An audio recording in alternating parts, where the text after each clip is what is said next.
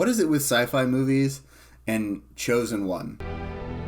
You were the chosen one. Like, there's a chosen one in, like, I mean, I don't know Star Trek well, but, like, I don't think there's a chosen one in that. But how many other sci-fi franchises is there a chosen one?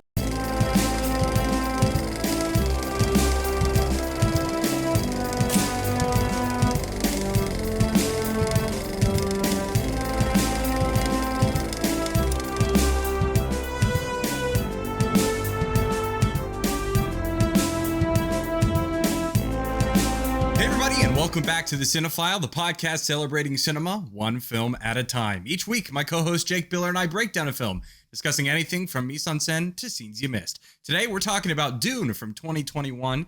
It is my pick this week, and that's because Dune 2 comes out March 1st. So I thought, what better time? There is no better time than right now to be discussing Dune. And I had heard, and I now know this is true, that Jake, you had never seen Dune. Correct. I had not seen Dune. I've not seen any iteration. I know there is one from the 80s. Was it late 70s, early 80s? Didn't see that one. That was David Lynch, wasn't it? And then wasn't there like, it was either like a TV movie or TV series, a limited series? Children of Dune on Sci-Fi. Oh, that was like the early 2000s. Something like that. I want to say. Anywho, I really did my research this week, folks. I had not seen the movie, the one we're talking about from 2021. I had not seen any content of Dune whatsoever. I had not read the book that it's based on. So no, I was coming to this very fresh. I have a couple of friends who were really into Dune, at least when it came out. They're very excited, and now they're very excited leading up to this. So Ryan, if you're watching, I know you're very excited, and yeah, I'm glad I got to dive into this. I was kind of confused on a lot of parts, but I think this is just a very like lore heavy movie, and specifically this movie, the reason they're kind of splitting it into, is there going to be a third one, or is it just these two parts? There is a third one. I thought I had read that. But the reason they kind of split it up into this trilogy is because there's so much in this book, and previous adaptations had kind of, you know, it's the classic struggle, you know, when adapting a book, of leaving everything in or keeping, you know, the gist of the story together to make a more streamlined movie, or streamlined movie, I should say. So, yes, it's very, very detail heavy, but I could tell this was a really, really well-made movie, right? The more I watch of Denis Villeneuve, the director of this, the more I love him. Oh, you know, 100%. It's just he is really just a filmmaker that appreciates the details. You know, it is very intentional in everything he puts on the screen. So I really appreciated it from that aspect. So yeah, just I'm excited to hear your thoughts on it, because you obviously want to talk about this for a reason, and not just because the next one comes out on Friday. That's kind of what I wanted to even jump in starting talking about, is how well crafted this movie is. So Denis Villeneuve I think he's a French director. Sounds French, but he did Arrival in 2016. He did Blade Runner 2049, and then he did Dune. And then obviously now he's done Dune 2. And then he's planning on doing Dune 3 and then being done. But each one of his films that I've seen blows me away with the visual detail, the clear grasp of story. And specifically, and we're eventually going to talk about this for the pod, but Blade Runner 2049, I didn't care for, and I still don't care for, the original Blade Runner. It's just not really my cup of tea, but Blade Runner 2049 is incredible. It's so, let the record show here, if I can pause, let the record show that there is a Harrison Ford movie that Ben does not care for, and it is Blade Runner. As of right now, when we do Blade Runner again, I have the right to change my opinion. But you always have the right to change your opinion. Yeah.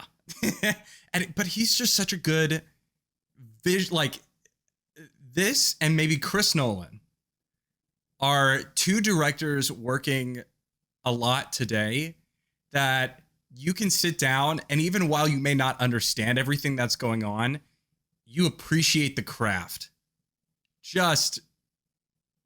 It's just spectacular.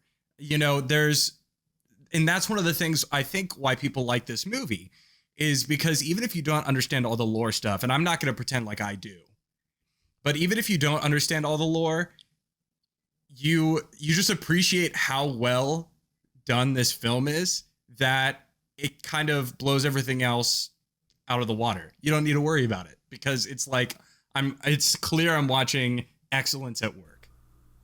Yeah, for sure. It's one of those movies that from like the first frames, it's just like, I'm like, oh, this is going to be a very good movie. Even if you don't appreciate the story, you know, personally, shall we say, you can appreciate objectively that this is a good movie and how it's made in the craft. You bring up Blade Runner 2049. That's kind of an important movie in our friendship in a very strange way. Because in college, I remember you texted me and you're like, no, I think you probably called me. You call me all the time. I do. I call you like every day. So yeah, I'm sure it was a call. And you said, so I have this project due, and I just don't understand color theory. Can you like explain color theory to me? And I was like, sure, I can try. And I was like, it's hard to explain, you know, without, you know, color theory isn't something you can explain in great depth over a phone call. So you said, well, I'll find a movie that's supposed to have good color theory and you can come over and we talk about it. And so we watched Blade Runner 2049, which I had never seen before that. And I was just like, holy crap, this is really well made. And I think bro's cooking. Actually, bro is cooking. That might have been my first Denis Villeneuve film I saw. I don't doubt it. I mean, he hasn't done a ton of really well-known stuff. And that was my first exposure was Blade Runner 2049. And I went and saw it because it had Harrison Ford in it. That's literally why I remember, because I remember talking with Daniel, who was my roommate at the time in 2018 when the movie came out, about how terrible the ad campaign was. The ad campaign for that movie was garbage, but the movie itself is incredible. And nobody went and saw it, which... don't get me started. But yeah, color theory was huge in that.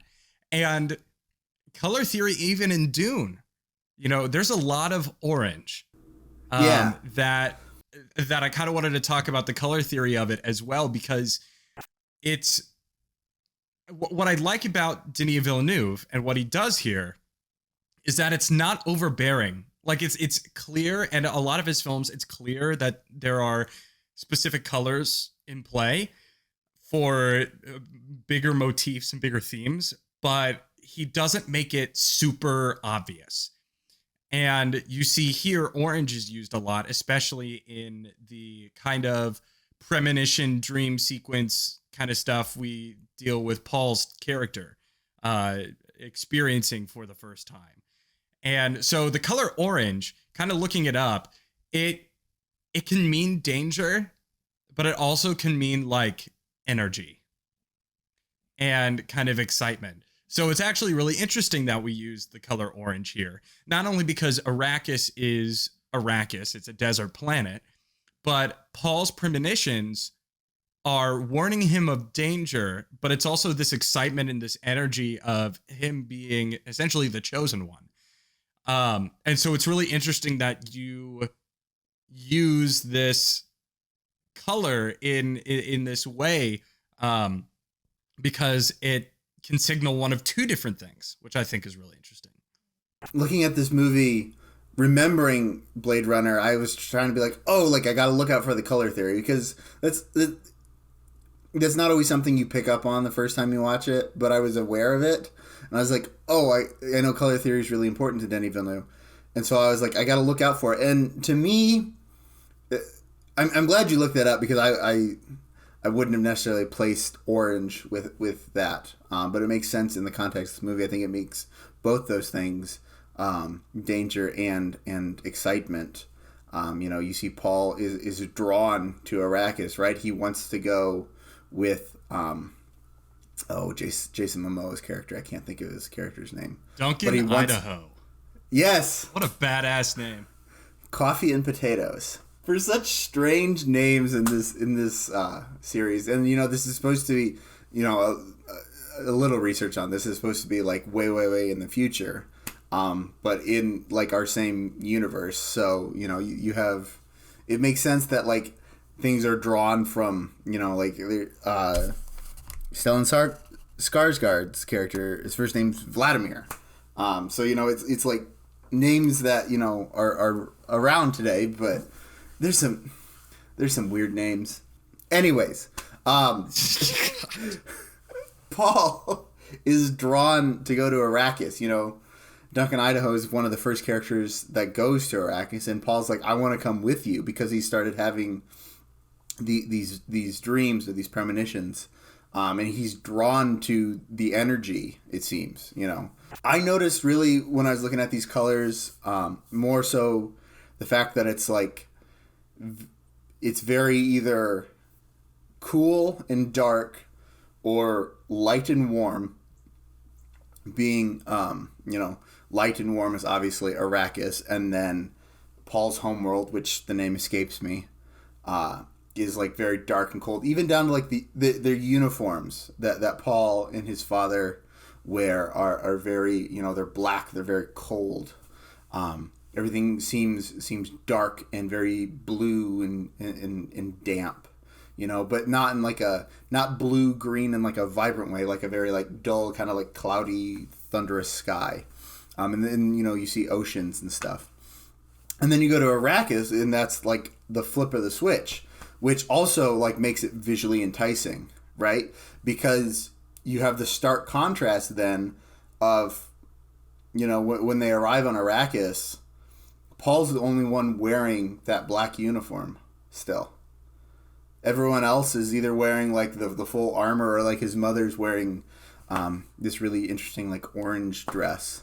Paul stands out, right? Because he's got this all black uniform, and he's the only one wearing it. And so it's like, it's very stark against that orange hue, and the tans of the sand and of the sky and everything. And the people, Fremen, is that what they're called? The natives of Arrakis? Fremen. Tomato, potato. They notice when Paul gets off the ship, they like start calling out that he's supposed to be like this chosen one from their prophecy. And so it's very interesting how visually they wanted to make him stand out. Anyway, does that make sense? I'm just rambling here. Get to the argument. Yeah, so I kind of wanted to talk a little bit about the difference between science fiction and fantasy or space fantasy. There are a lot of times they're kind of lumped together.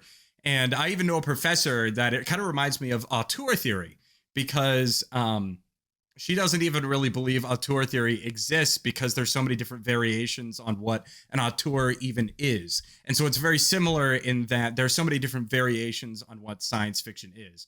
So I personally think that Star Wars, and I guess by extension Dune, would be considered space fantasy, would not be considered science fiction. The reason why I say that is because we have these elements of supernatural powers and robust world building and even mythical creatures, right? We got the sandworm that are relevant and integral to the whole plot of Dune, right? There's no plausibility there of something like a sandworm.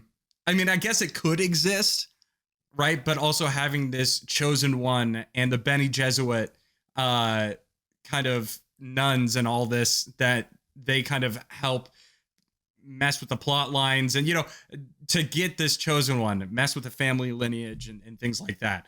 And so I would argue that this would be more of a space fantasy, and to Jake's point, specifically, this is mentioned by a lot of people as science fiction. I guess I just struggle with it because it's like, then what is science? If Star Wars and Dune aren't, Is Star Trek space fantasy then? Star Trek is sci-fi. There are like otherworldly creatures in that. Right. But I think what the difference is would be the chosen one element. The chosen one. Star Trek doesn't have that.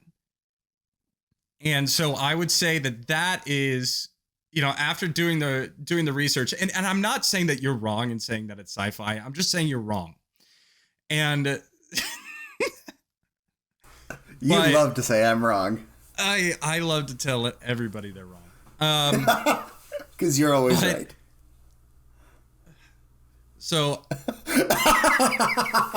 getting down to brass tacks, Dune is science fiction in a genre sense, because we don't have space fantasy as like a huge genre. So if you go to, what I mean by that is if you go to Rotten Tomatoes, you're going to see it say science fiction or science fiction fantasy. Look, I'm not here to just just destroy Jake's argument, but it's more, I've noticed so many people calling basically anything having to do with space sci-fi, when I think there is an argument to be had where there is a difference between sci-fi and fantasy. I guess in my mind, I never thought I'd say this, but perhaps I'm a reductionist here.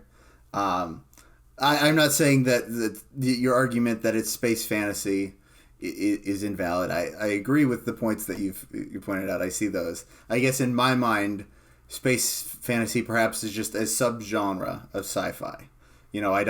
I think really all genre is just how we organize movies, right? Because we as humans like to make order of seemingly random things. My parameters for sci-fi perhaps are a little looser than yours. That would include something like space fantasy. I recognize there's a difference between this kind of movie and something like Star Trek, or even like other sci-fi movies like Alien, or like Interstellar, or like Metropolis, if you want to go way back. Those to me are all sci-fi, but they all have a different flavor on it, right? Going back to my favorite genre, the Western, True Grit is very different than The Great Train Robbery, is very different than The Good, the Bad, and the Ugly, is very different from Unforgiven. There's nuances and flavors, and that's the beautiful thing about film, is that each filmmaker and each storyteller can take kind of their own spin and take things in a new way.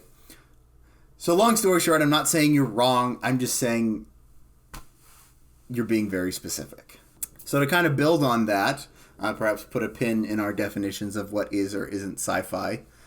Going back to our original conversation, recognizing that, if this story isn't per se your cup of tea, or you don't understand all the lore behind it, you can recognize this as a really, really good movie and a really well-made movie, right?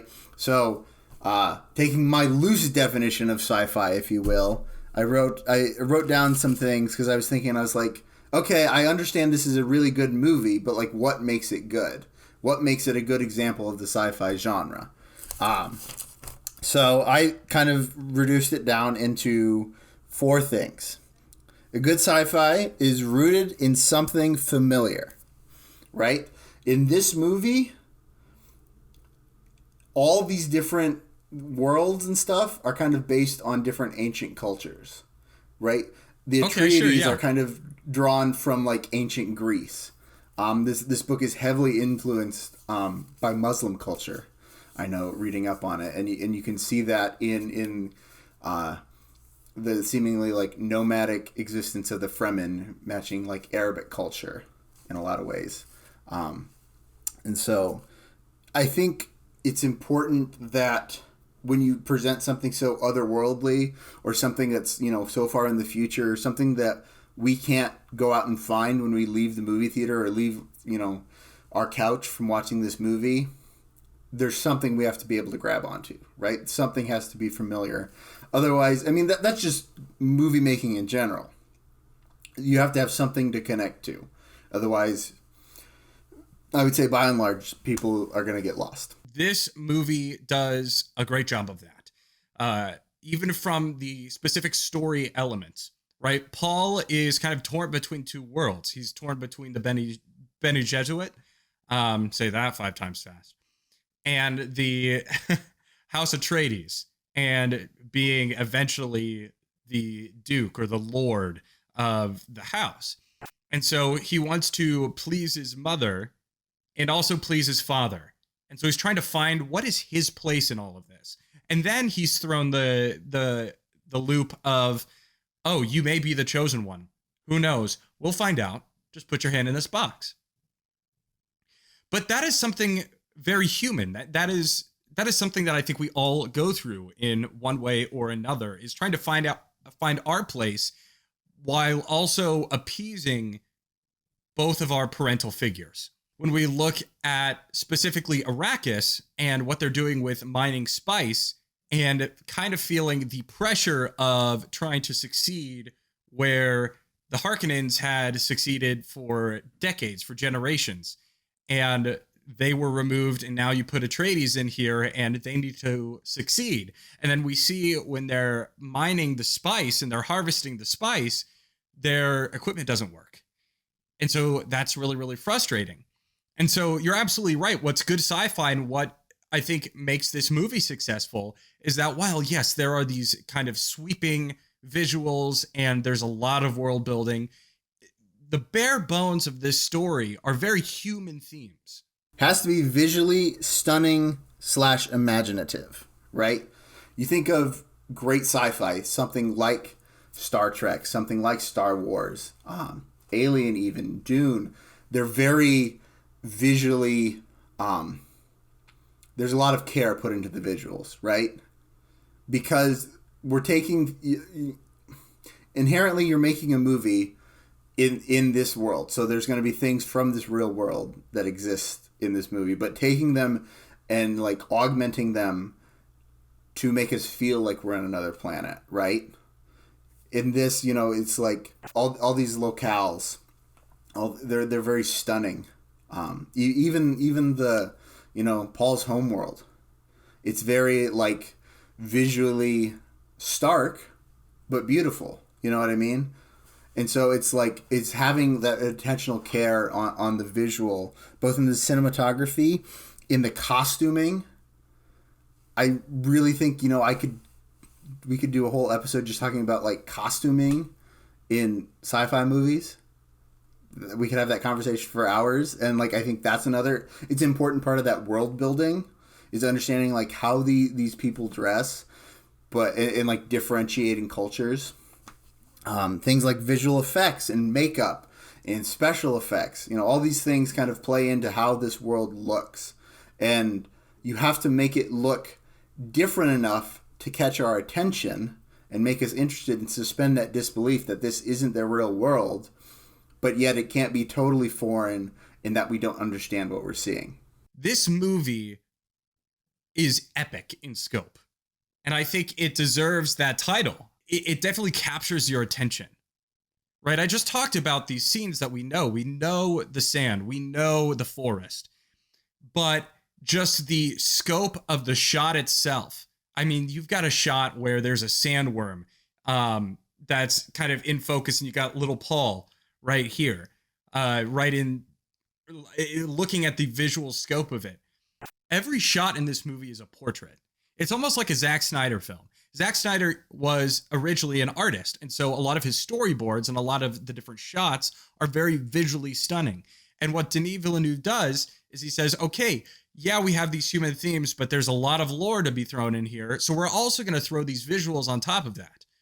And we're going to make it really fun to look at. And so this movie is fun to look at. Visually, it's very enticing, and I think that helps the audience say, hey, this is a great film, and even if I don't understand everything, I still can appreciate it for great cinema. 3, I know you're going to appreciate this one, a sweeping score. I can't think of a single, like, really, really great sci-fi movie that I'm like, nah, the score's all right. You know what I mean? I mean, obviously John Williams set the bar with Star Wars. But, I mean, Hans Zimmer in this movie meets that bar. You know? pushes it forward even, you could say. You know, the Star Trek theme is people know that. So it's just like you've got to have, we've talked about score a lot on this podcast because we both really love score. But you've got to have something that serves as a non-verbal emotional guidepost for the movie. And I think especially in movies that are not, you're seeing things that are unfamiliar and new, I need to hear something that makes me treat that object the way I'm supposed to treat it, right? I need to hear a cue with the sandworm that matches what I'm seeing and like, what is this thing? And it's terrifying, right? That's the reaction we're supposed to have. And to understand how dangerous those things are and how detrimental it is to the world, how dangerous Arrakis is even. You know, you need that very kind of jarring moment in the score to really kind of set the tone right off that, like, this place isn't all sunshine and rainbows. This, not only score, but the sound mix in this film is one of the greatest I've ever heard. And when I talk about Dune, I talk about the sound mix because I remember seeing it in an IMAX theater and even watching it here with my television. I'm like, the attention to detail with the sound mix is incredible. Anything from the Harkonnens, the way they talk, the kind of the guttural noises coming from when they have those armies kind of raising up, or Arrakis, the score that Hans Zimmer does, the you want to sing that again? Yeah, I don't know. I can sing. I promise I can sing. I wasn't prepared for it. Anyway, it has very Middle Eastern themes to it, but you feel the score in this. And so I think it just adds a very interesting element that you're right. You've got Star Trek, you've got Star Wars, you've got aliens, you've got all these different sci-fi or science fiction fantasy, different films and their score. But this one specifically, I mean, it helps tell the story, but it puts you in the shoes of the characters in a way that maybe Ludwig Göransson can do. But other than that, it's just Hans Zimmer. My fourth point is it's got to have world building that makes us curious without losing story progress. I think that's one of the, going back to Star Wars, one of the most successful parts of Star Wars is that in the first movie, George Lucas gives us a very simple story. You kind of get your feet wet with some world building that makes you wonder about these things, but it doesn't get in the way from the story progress. Then in Empire Strikes Back, he's like, oh, people like this. Now we're going to delve into the world a little more and do some world building. And if there is a weak point in this movie, I think it might be a little world heavy, for me at least. That's where it kind of lost me. Is because I didn't spend so much time like feeling for the characters and connecting to the characters. I spent a lot of energy trying to be like, what's going on? What is this? Who are these people? Are they good? They bad? What is this thing supposed to do? So this does a lot of world building, and I'm definitely curious. A lot of Google searches and a lot of pausing in Google searches of like, what the heck is this? What the heck is this? When I was watching this. And I think this is a movie that definitely will appeal to the fans of the book. I mean, I think it's proven and why it's so popular. Fans of the Dune book, and I think that's why there's such, this is able to appeal to the hardcore fans, but also entice new fans in a way that are just fans of really good cinema. And you're absolutely right, Jake, when you said that this story is a bit lore heavy. Even, for you, it might be a little lore heavy. For me, I definitely noticed the elements there, and it's something that, hey, I could go down that road and look it up further. But I did feel like they did a pretty good job here of giving us the bare bones of what we needed to know, especially if we think about it in a human sense. These human elements, these human themes. Yeah, you've got the kind of flavor of lore, but you still understand where Paul is coming from as a character. And so, but the production design in this is, I think, does a lot of heavy lifting for the world building that makes it interesting, but doesn't take us out of it. Anything from the hornicopters to the suits that they wear when they're out on the sands of Arrakis, to even the look of spice, to the ships that the Imperium have that are these weird cylinders. All of that visual, people could consider that visual noise, but when it's used properly, where I think it's used here, it's like, okay, we're in a lived-in world, and I might not understand everything, and I could go and I could look this stuff up, but it's not distracting me enough because it seems lived in, because it makes sense in the sphere of the film itself. It's not distracting. It's not too distracting. It's not pulling me away from it. And so people, when you watch a film like Dune, you look at it and say, okay, I might not understand everything, but I can see the elements here. I can see that it's well made. I can see that it has human themes. I can feel the music. I can hear the score and how that impacts things. And then I can look at the production design and the world building and say, even though I don't understand everything that's going on, I still appreciate it for what it is. And that's why I think any science fiction or fantasy that you go into, you're not going to understand everything. That's just how it works. But you have to be willing to look at, and especially good sci-fi, you can see those four pillars that you mentioned at the beginning here, and how those four pillars can make you appreciate a movie, even if you don't understand everything, and even if you don't want to understand everything. To your point on art, it's one of those things, it's like, I can kind of describe to you art I like, but there are some things that I'm just like, oh, like you can feel the artistry. You almost like feel the effort of the artist that was put into it, right? You know, in a weird like way, and like not to get too like the energy in the room, dude. Like not to get all like that, but like it's weird in how like we can take artistic products, be them, you know, pottery or paintings or visual media like movies, and just like you feel a connection with the artist, even if you don't always like. I can't sit down here and explain Dune detail by detail, right? I can't explain the movie like that to you, but I can explain what makes this movie stand out to me as like, oh, this is really, really good. Now we're going to move on to Rosebud and Thorn. Jake, as always, I'm passing it off to you. What are your Rosebud and Thorn for Dune? Roses, I'm going to go Timothée Chalamet. Maybe a hot take here. Not an enormous Chalamet fan. I don't think he's bad. I've seen some good movies that he's done, but it's like, I'm not like, oh my gosh. I don't get the hype.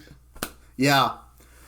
I really don't. But for this, it's a really, really good performance. He really, really carries this movie, which is an odd thing to say when there's so many heavy hitters and so many big story pieces here at play. Like, he didn't need to, like, carry the movie. But in a way he did, because he's our central character. So it's like if we didn't care for him, we didn't care for anything, in a way. So I want to give a rose to his performance. Rebecca Ferguson. Not someone that I really had noticed that much before. But really, really good performance here. Got to give her a rose, too. Her character is what inspires Paul to think that there's more out there, if you will. She's constantly pushing him to consider what's outside his perceived destiny. And by perceived destiny, I mean, like, he's going to be, you know, he's going to be the next Duke. He's going to, you know, lead House Atreides and inherit, you know, his father's kingdom and continue on the line. She pushes him to consider what his destiny is beyond that. Paul has this natural curiosity to him, and she provides that counterpoint to really kind of let him explore that curiosity and push him to explore that curiosity. So, gotta give a rose to Rebecca Ferguson. Gonna give a rose to the score by Mr. Hans Zimmer. So, like you said, it's so, like, visceral and unique. And I feel like Hans Zimmer is just someone that he's always, he never really seems to fall back on like form or like a standard. Sure. You know what I mean? I feel like he literally sits down every time he writes a movie and it's just like, okay, what are we doing now? Like, do I need to invent a new instrument? Which he like did for this movie, like invented new instruments to get the sounds he wanted. I'm just like, I could go on and on about like his just like musical genius. This dude like just like he goes so hard, like he does. he literally like yeah. Anyway, so I have to give Rose the score, and then the visuals. You know, the cinematography and the visual effects, the set design, the costuming, just all of that. Just really, it all worked. It all was just like in tune with each other, and really heightened the story. And as we talked about, I think that's a really, really important part of good sci-fi. So got to give a rose there. Buds, like I've been talking about, it's a bit world building heavy for me, right? It was like, and I don't know, maybe it's just because I wanted to understand it more because I knew we were talking about it for the podcast. Maybe I would have had a different reaction had I just like watched this for fun the first time. But, you know, I think I try to approach things a little more intellectually than I usually do when I watch things for the pod. So for me, the world building was a little bit too much. I can understand why there's so much world building in there. One, it's Dune is a rich franchise that has really not been like fully fleshed out before, you know? And two, Denis Villeneuve is a huge fan of the Dune book, apparently. Like, he wanted to make this movie for so long. Yeah, he wanted to make this movie for so long. I read that, like, he was like, well, I need to go make sci-fi movies. So that's why he did Arrival and, like, Blade Runner 2049 is, like, I need to go, like, get practice at it before I make Dune. So I can make it, like, actually, like, incredible. Which I think is just so fascinating as, like, a filmmaker. To, like, have that kind of, like, I'm not the artist equipped to tell this story well enough yet, so I'm gonna go prepare myself for that, which I think is really, really interesting. So yeah, that's my one bud, and then no thorns. For me, I challenged myself to give just 4 roses. So my first is gonna be kind of cheating because it's just the mise en scène, which is like everything. That is, yeah, I know that is cheating. But the whole world that is built here is just spectacular. It's rich in a way that not even Star Wars can do. I was thinking the whole time, I was like, what if Denis Villeneuve made a Star Wars film? And I would honestly, I don't know if I would want him as a director, but just his whole production team. Yes, please. Please. Oh, Lord, please. So the mise en scène gets a rose from me. Hans Zimmer in the sound mix. Hans Zimmer in the sound mix get a rose. Is that his band? Like 1 million people. That's like 1 million people. Hans Zimmer in the sound mix. Yeah, like Huey Lewis in the news. Hans Zimmer and the sound mix are just unreal here. I mean, I wouldn't say he carries a lot of, because the movie didn't need to be carried, but man, it brings a new element. And I think the movie is as good as it is because he is the composer. I'm going to give one to Rebecca Ferguson. While Timothée Chalamet is good in it, I specifically, also she's just very attractive, but I specifically noticed her in this rewatch, I mean, giving just a powerhouse performance. I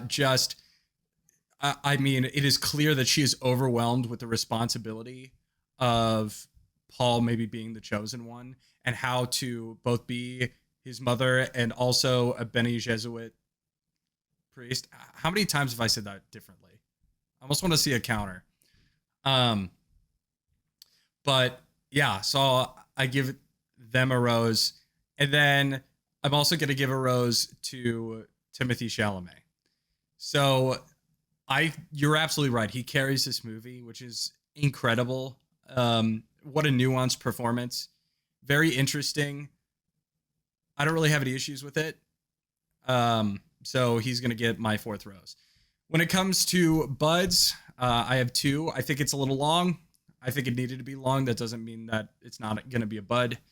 And the second one is that it's clearly a part 1. And so I feel like the story is not complete. Yeah. And you're right. I felt like, Zendaya's character was like such a... I kept waiting for her to show up. And then like she better be like all over this second part, because if not, then she's literally a marketing ploy. And she's too good of an actress to do that. But I agree with that. Yeah. She's too good of an actress to be a marketing ploy. Even though there's so many big names in this. Even this next one, Christopher Walken's in it. Mm-hmm. I think Christopher Walken's the Emperor. That's wild. Benny Jesuit. Crazy. Foo Fighters. The real question is for you folks. What are your Rosebud and Thorn? Let us know your thoughts in the comments down below. We're going to move on to some quick final thoughts. Jake, what are your final wrapping up thoughts on Dune? Final thoughts. I know I've been ragging on it for having so much story. It really, I almost kind of mean that in a compliment in a way, because it makes me really interested. I want to go read Dune now, because it just makes me, it draws me in. But I just, this is just so clearly just a well-made movie. I almost was like, here's my problem with the world building. It distracted me from how good of a movie this is, if that makes any sense. It distracted me from because I kept wanting to stop and look things up. But I was like, but this is such a well-made movie. It was so evident. So I guess it's a good problem to have. It made me curious. And it also made me appreciate its artistry, which, if that's not, the pinnacle of filmmaking, what is? So, yeah, I'm really glad I finally watched this, got it off my watch list, and I'm excited to see where part 2 goes. For me, I think this movie is spectacular. It's visually incredibly inviting. It's interested. Hold on. For me, I think this movie is spectacular. It's a visual feast. It's interesting. There are great performances. The score is spectacular. I don't really have any issues with it. You got to see it. And you have to see it in the biggest screen possible, in my opinion. It is just so deserving of a big screen. And in a world where we have a lot of different films going and playing in the multiplex, this is one that deserves that experience, I think. Something like an Oppenheimer. Which is a Chris Nolan, would be a comparison in the fact that it deserves to be seen in the biggest screen possible. I'm excited for Dune 2. I'm also excited for Dune 3. I think this is a very interesting story. I'm excited to see where it goes. If you like this video, hit that like button and ring the bell with the subscribe button to get all notifications on upcoming content. Next week, we're talking the Oscars. It's the Cinefile Oscar special. Second annual, baby. Second annual. So we're excited to talk everything from Holdovers to Barbie to Oppenheimer. We'll talk about it next week. Make sure to follow us on social media. Follow Jake, myself, and the Cinefile. For Jake Biller, I'm Ben Sparrow. Thanks so much for watching. We'll see you back here next week. And cut.